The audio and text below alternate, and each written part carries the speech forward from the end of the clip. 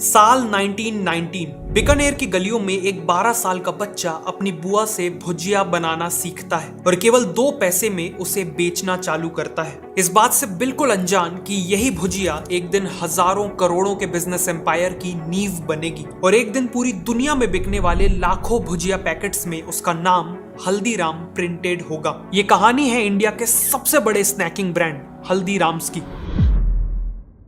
हल्दीराम का जन्म 1908 में बीकानेर में एक गरीब परिवार में हुआ था। उनके ग्रैंडफादर भुजिया बाजार में अपनी छोटी सी शॉप में भुजिया बेचते थे और बचपन से ही हल्दीराम को भुजिया में बहुत इंटरेस्ट था। इसीलिए सिर्फ 12 साल की उम्र में उन्होंने हर दिन घंटों मेहनत करके भुजिया मेकिंग प्रोसेस को मास्टर कर लिया और बहुत जल्द अपने ग्रैंडफादर की शॉप में रेगुलरली बैठने लगे। लेकिन वो अपने ग्रैंडफादर की तरह भुजिया से केवल कुछ एक्स्ट्रा पैसे कमाकर सेटिस्फाइड नहीं थे, वो अपने बिजनेस को बढ़ाना चाहते थे। हल्दीराम जो भुजिया बेच रहे थे वो बेसन से बनती थी, लेकिन उन्होंने देखा कि राजस्थान के लोगों को मोठ की दाल बहुत पसंद है। वहां के लोग कई डिशेस में मोठ की दाल यूज करते थे, इसीलिए हल्दीराम ने भी अपनी भुजिया को बेसन के साथ मोठ की दाल मिला के बनाना चालू कर दिया। उनकी ये नई भुजिया लोगों को काफी डिलीशियस लगी और एक इंस्टेंट हिट बन गई। लेकिन वो यहाँ नहीं रुके, उन्होंने रियलाइज किया कि उनकी अभी की भुजिया काफी मोटी और सॉफ्ट है, लेकिन अगर वो इसे थिन और क्रिस्पी बना दें तो कस्टमर्स का ईटिंग एक्सपीरियंस काफी सेटिस्फाइंग बन जाएगा।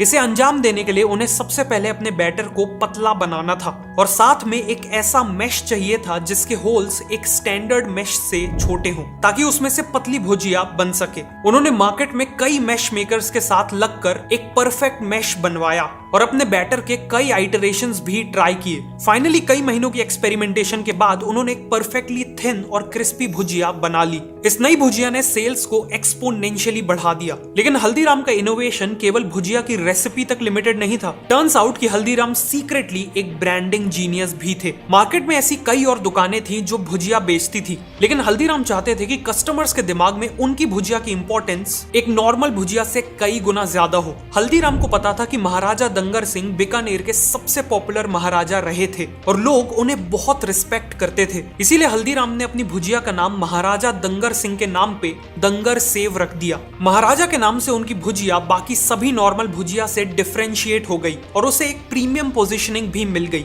इस नई ब्रांडिंग के साथ उन्होंने प्राइजेस भी बढ़ा दिए और कस्टमर्स ने उस प्राइस को खुशी खुशी एक्सेप्ट भी कर लिया। अगले कुछ सालों में हल्दीराम ने अपने 2 भाइयों के साथ मिलकर बिजनेस को अच्छा खासा एस्टैब्लिश कर लिया था और अब 36 साल की एज में उनकी एक वाइफ और 3 बेटे भी थे। बेहद गरीबी से उठकर आए हल्दीराम के लिए सब कुछ बहुत अच्छा चल रहा था कि तभी 1944 में उनकी लाइफ में एक बहुत बड़ा ट्विस्ट आया। घर की लेडीज के बीच में रिलेशंस बिगड़ने लगे। बात इतनी बिगड़ गई कि फाइनली हल्दीराम को घर छोड़कर अलग होना पड़ा। लेकिन प्रॉब्लम यह थी कि घर के साथ साथ हल्दीराम को बिजनेस से भी अलग कर दिया गया था। जिस बिजनेस को हल्दीराम ने अपनी जी जान लगा के बनाया था, आज उसी बिजनेस से उन्हें एक फूटी कौड़ी तक नहीं मिली और वो रातों रात अपनी फैमिली के साथ सड़क पे आ गए। लेकिन जिम्मेदारियों के चलते उनके पास इमोशनल होने का कोई टाइम नहीं था। हल्दीराम ने जल्द से जल्द अपने आप को संभाला और काम ढूंढने लगे। एक दिन मार्केट में काम ढूंढते वक्त किसी ने उनका नाम पुकारा। जब हल्दीराम ने मुड़कर देखा तो पीछे उनका एक बचपन का दोस्त खड़ा था।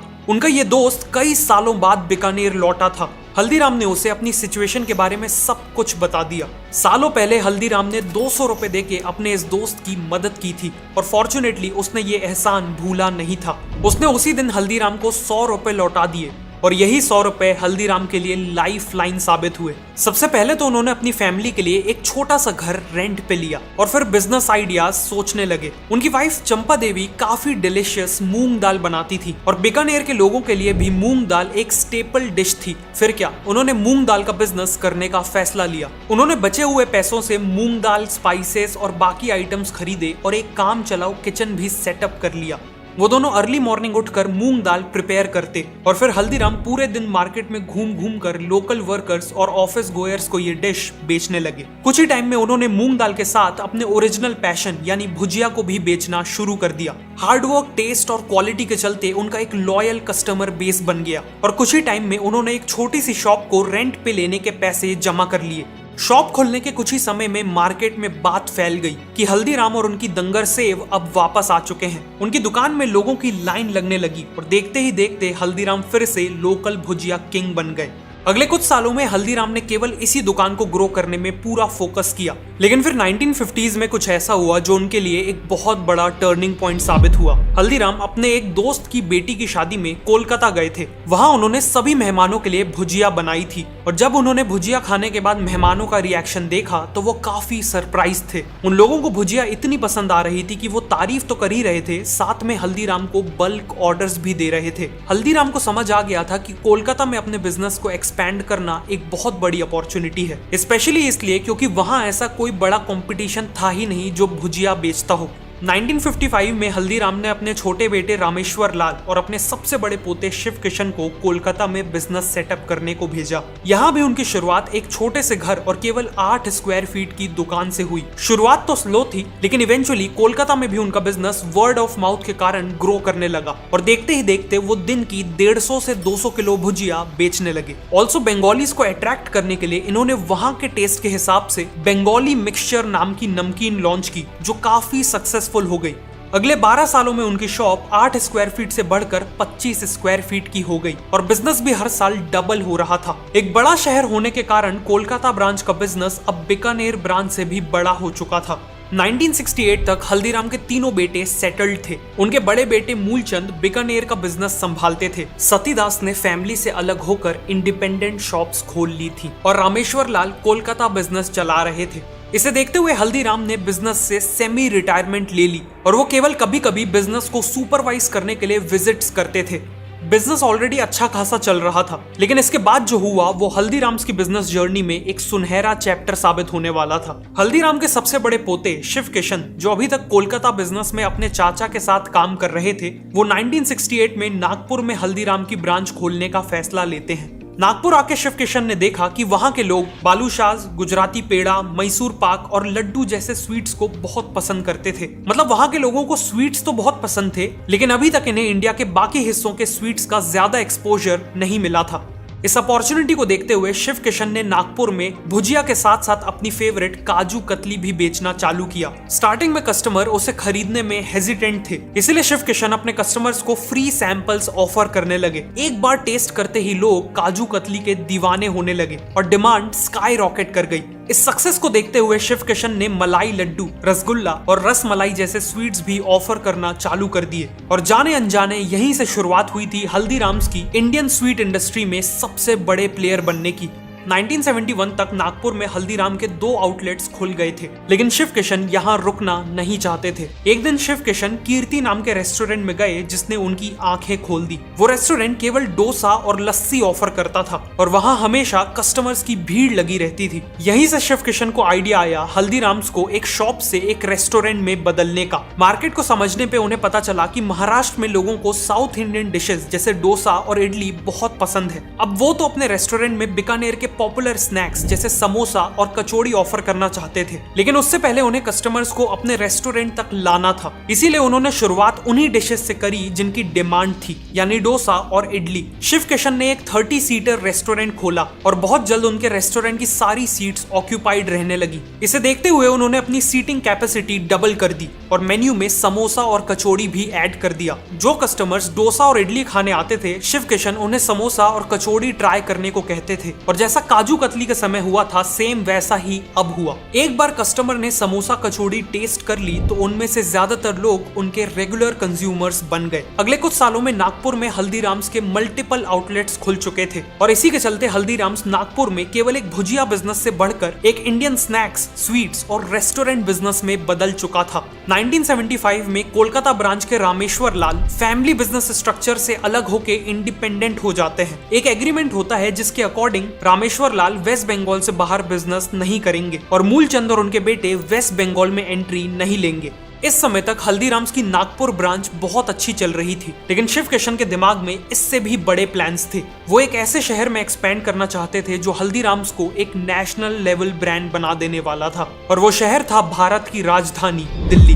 दिल्ली में एक्सपैंड करने के लिए शिव किशन ने अपने छोटे भाई मनोहर लाल को चुना। मनोहर लाल तब तक बीकानेर बिजनेस में काम कर रहे थे और शिव किशन को उनमें बहुत पोटेंशियल दिख रहा था। 1982 में मनोहर लाल अपने छोटे भाई मधुसूदन के साथ दिल्ली आए और वहां देखा कि Chandni Chowk famous snacks vendor से भरा हुआ था। उन्होंने अपनी लाइफ में इतना कंपटीशन कभी नहीं देखा था। लेकिन अच्छी बात यह थी कि कंपटीशन के साथ साथ वहां डिमांड भी बहुत ज्यादा थी। मनोहर लाल ने शिव किशन की हेल्प से अपनी शॉप के लिए जगह खरीदी और 1983 में बिजनेस स्टार्ट कर दिया। अगले 1 साल तक दिन रात एक करके उन्होंने मार्केट में अपनी रेपुटेशन बिल्ड की और ब्रेक इवन करने लगे कि तभी उनके साथ एक बहुत बड़ी ट्रेजेडी हो गई। 1984 के भयानक एंटी सिख राइट्स ने दिल्ली को झुलसा दिया था और इसी दौरान मनोहर लाल की वर्कशॉप और घर भी जल गया।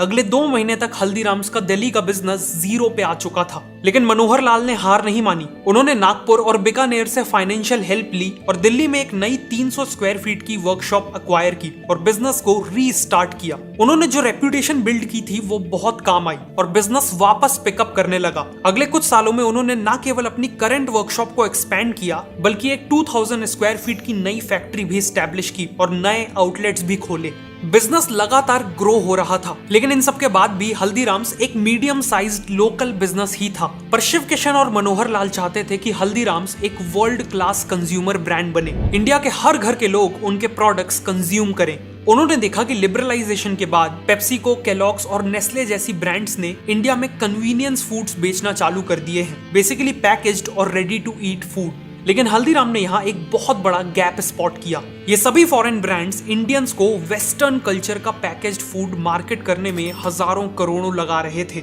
लेकिन उस समय कोई भी ब्रांड इंडियन स्नैक्स को लॉन्ग शेल्फ लाइफ वाली पैकेजिंग में नहीं बेच रहा था। इसी अपॉर्चुनिटी को देखते हुए हल्दीराम्स ने सबसे पहले अपनी बीकानेरी भुजिया और आलू भुजिया जैसे प्रोडक्ट्स को नाइट्रोजन पैकेजिंग में बेचना चालू किया, जिससे इनकी शेल्फ लाइफ कुछ दिनों से बढ़कर कुछ महीनों तक पहुंच गई। इस नई पैकेजिंग के कारण हल्दीराम्स का बिजनेस अब नागपुर या दिल्ली तक लिमिटेड नहीं था। अब लोग इंडिया के छोटे से छोटे शहर में हल्दीराम्स की भुजिया खरीद सकते थे। लॉन्च के बाद कस्टमर्स ने इन प्रोडक्ट्स को बहुत अच्छा रिस्पांस दिया और इसीलिए हल्दीराम्स ने अपने पैकेज्ड फूड सेगमेंट में रसगुल्ला, सोन पापड़ी, पिकल्स, कचौड़ी और इवन भेल पूड़ी में डाइवर्सिफाई किया। देखते ही देखते हल्दीराम्स ने 400 से ज्यादा पैकेज्ड फूड आइटम्स बेचना चालू कर दिए। अलग अलग परचेजिंग पावर वाले कंज्यूमर्स को टारगेट करने के लिए इन्होंने अलग अलग पैक साइजेस में अपने प्रोडक्ट्स ऑफर किए। जैसे इनके कई प्रोडक्ट्स का छोटा पैक केवल 5 रुपए में मिल जाता है और बड़े पैक्स 200 रुपए प्लस तक जाते हैं। ऑल्सो इन्हें पता था कि स्नैक्स एक इम्पल्सिव परचेज होते हैं, इसलिए हल्दीराम्स ने कलर साइकोलॉजी का यूज करके अपनी पैकेजिंग को अट्रैक्टिव बनाया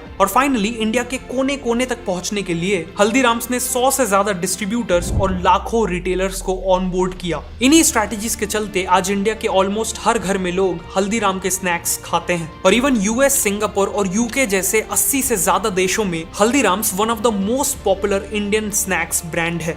करीब 100 साल पहले हल्दीराम्स की शुरुआत भुजिया को 2 पैसों में बेच के हुई थी और आज उसी हल्दीराम्स ने 9000 करोड़ से ज्यादा का बिजनेस किया है।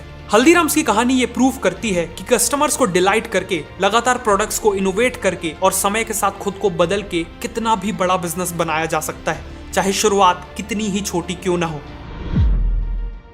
अगर आपको ये वीडियो अच्छी लगी तो मैं रिकमेंड करूंगा कि आप नेक्स्ट इस वीडियो को देखें।